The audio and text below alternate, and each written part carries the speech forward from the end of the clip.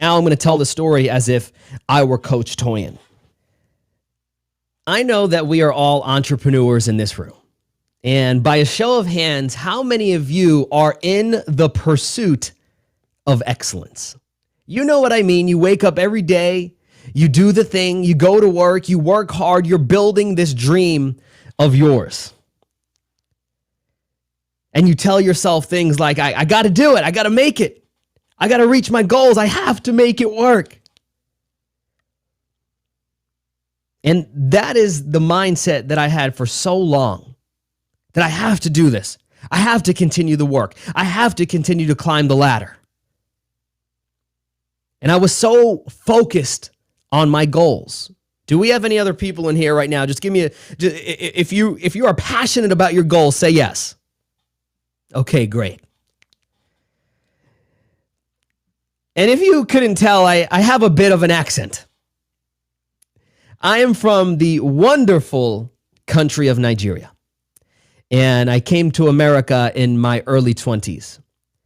But it wasn't until I returned to Nigeria later in my life that my life would change. Came to America and I got my master's degree.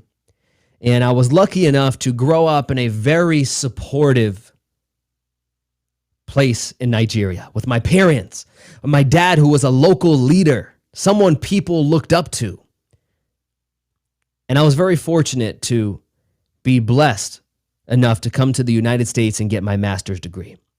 And well, like any other student coming out of college, I wanted to win. Financially, socially, relationally. And guess what happened? A little girl from Nigeria ended up working at the biggest company in the world. That's right. I began working at Walmart. And I was a strategist at Walmart, and I just worked, and I was working on the next promotion and the next big thing to come out. And I was running up the corporate ladder, making progress and progress and progress. Yet, as I was climbing that ladder, there was something within me said, what if there's more? Have any of you ever felt that way? That as you were climbing that ladder, there was that voice in your head that said, what if there's more? And honestly, I ignored that voice for a very long time. Why? Because it's easier to be busy than it is to entertain that voice.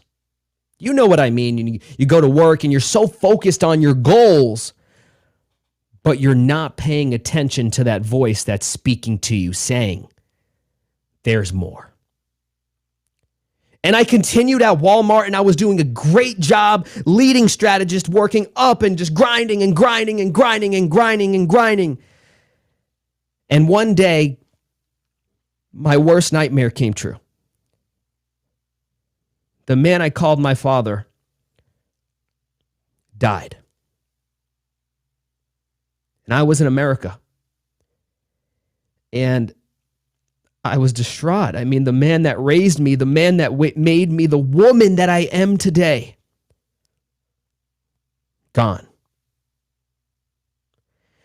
And I went to Nigeria because I knew that I had to say bye to my father. And something crazy happened while I was there. I went to his funeral, and there was a woman that all of us in the funeral home looked at. And all we could think was, what in the world is she doing? You see, the thing was the woman was carrying soap with her. Soap! Who brings soap to a funeral? Anybody? Have any of you ever done that? I know for sure that I've never done that. So finally, I mustered the courage, and I went up to the woman and I said, Miss, why are you carrying soap? And this is what she told me. She said, Miss, the man in that casket is the man that made this so possible. You see, when nobody else believed in my dreams, when nobody else believed in my vision, and nobody else believed that I could make it, the man in that coffin believed in me. And I said, what do you mean? You see, the thing was I know my dad was a leader in the local community, but I don't think I knew the extent. So the woman turned to me and she said, ma'am, when nobody else believed in me, he gave me all of the money that I needed to start my dream and to start my business and sell this soap all over Nigeria because of him. She started to get emotional, and I started to get emotional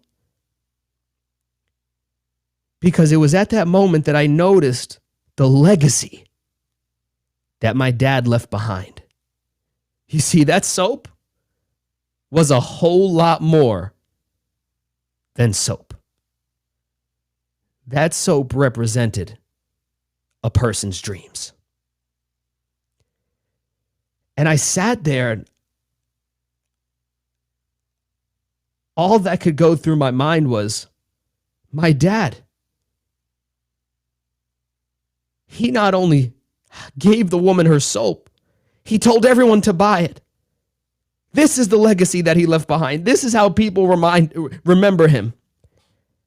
And then that voice came back. You were made for more. And I asked myself a question that changed my life. See, how many of you at one point or the other have asked yourself a question that changed your life? You know what I mean. And this was the question. Toyin, what will you be remembered for? See, everybody in the room was talking about how great my dad was, the legacy that he left behind. And what hit me at that moment was that I was chasing such success for myself. But what was the impact that I was making? Yeah, I was working for Walmart. I was going up the corporate ladder, but what was the impact? And I said to myself, well, will I continue to take my success, this immigrant little girl, where most immigrants just survive and now I'm thriving, and will I just continue to thrive? Or will I go for impact? And in that moment, I made the decision. One of my mentors always said that in life, we make decisions, and those decisions make us. And I made the decision that I was going to have an impact. At the time, I was very passionate about business, and I made the decision that I want everybody to have access to the knowledge, skills, and strategies that allowed me to be successful in business. So I said, I'm going to teach people in my country how to win in business. And when I made that decision, my life changed. Ralph Waldo Emerson once said that once you make a decision, the universe will conspire to make it happen for you. I started teaching entrepreneurs little by little how to implement the systems, the strategies, the tactics, the mindset for them to win. Little Toyin in Walmart, working as a strategist, now teaching a couple of entrepreneurs here or there how to get started. But it all began with that question. What impact will I have? And what started off small has transpired. I've been so passionate about helping people in Africa and in America learn the necessary tools, tips, and strategies to succeed in business. Because let's be real, there's no reason why all of us can't win. And it's crazy how the world works. You see, when I first got started, I wasn't sure how this would end up. But guess what I did last weekend? I taught people in 38 countries how to become entrepreneurs.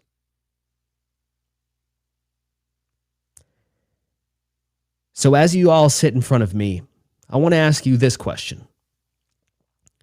What impact will you leave?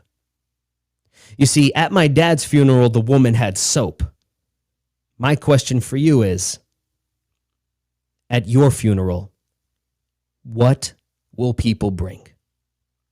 What will people bring that will symbolize the impact that you had on them? The funny thing, I can't answer that question for you. There's a quote out there that says, when you were born,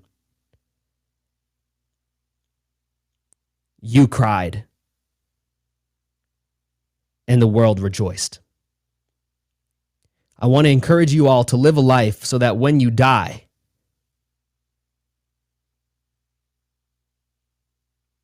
the world cries and you rejoice. My name is Coach Toyin, and thank you so much for being here in my presence today. Have a great rest of your day.